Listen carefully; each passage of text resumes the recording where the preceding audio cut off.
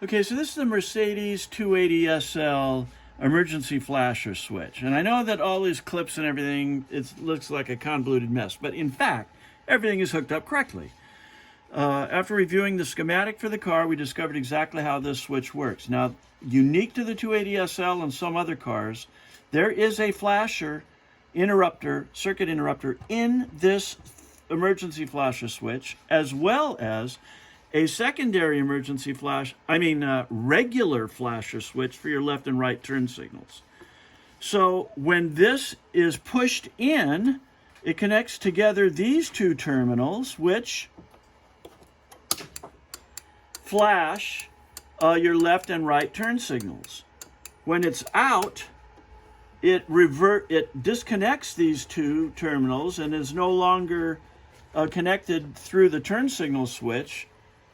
But you're looking for four-way flashers? Well, I haven't hooked it up yet. So here we go. We've got a left and a right bank.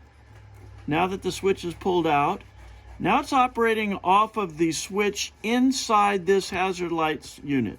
There's the left bank. Here's the right bank. So it's flashing left and right banks simultaneously. Sorry, I only have one light bulb. I'm switching between the two. So, yeah, this works in every regard. So, that's my story, and I'm sticking to it.